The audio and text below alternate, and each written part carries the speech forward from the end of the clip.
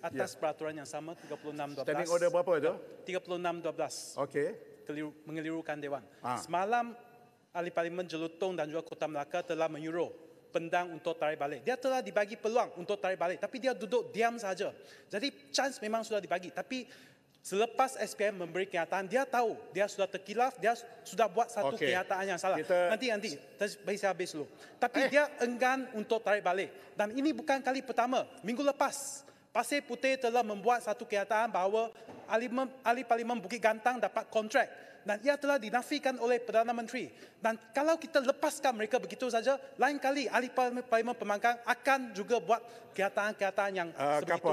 Dan itu tidak adil untuk DAP dan juga tidak adil untuk Batu Gajah. Kerana sampai hari ini tak ada satu keputusan. Dan justice delayed is justice denied. Jadi saya minta Tuan Speaker untuk buat satu keadilan untuk pihak kami.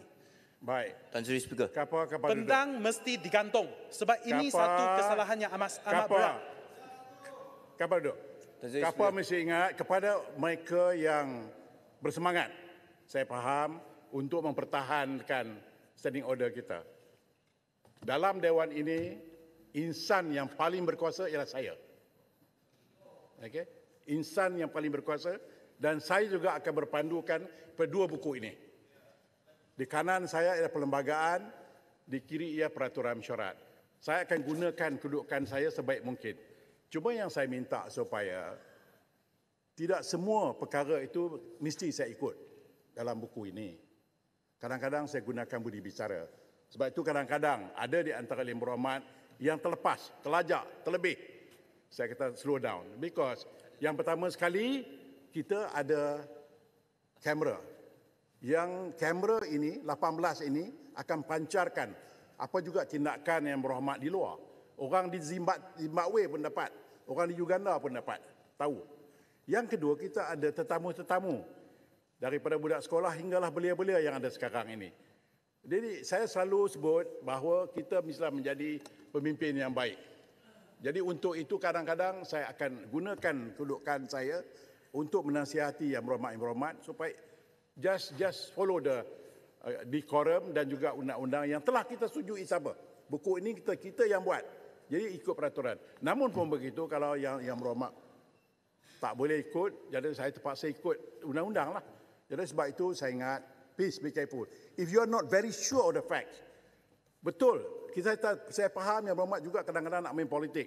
Tapi susun ayat itu supaya ianya jangan perangkap Yang Berhormat. Yang Berhormat mungkin nak tanya tentang itu. Bolehkah saya mengetahui lebih lanjut tentang isu ini 1, 2, 3? You ask the question first. Dan you buat statement yang apa yang buat statement. Rather than you terus tuduh dan itu akan menjadi tuduhan. So please understand. Main dengan supaya tidak terperangkap dengan isu-isu yang baik. Sila. Tan Sri Speaker.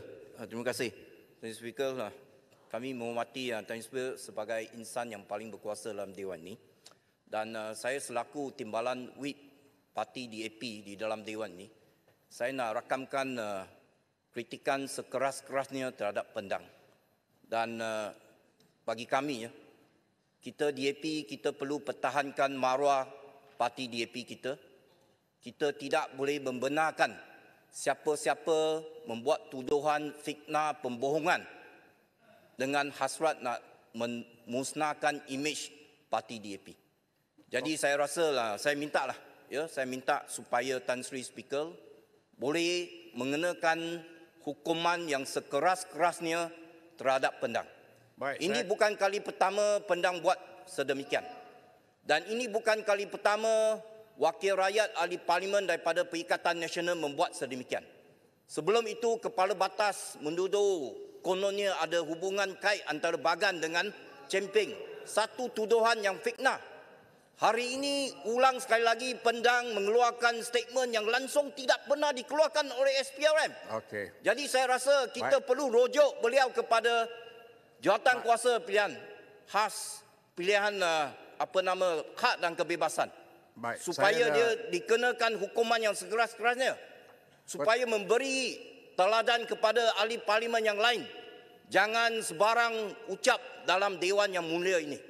Terima kasih, Tan Sri Speaker. Baik, Kota Melaka, saya nak tamatkan perbahasan berkenaan ini sebab kita telah buat keputusan bahawa Ketua WIP PN dan Jelutong akan duduk bersama saya dan kita find the best solution. Okey.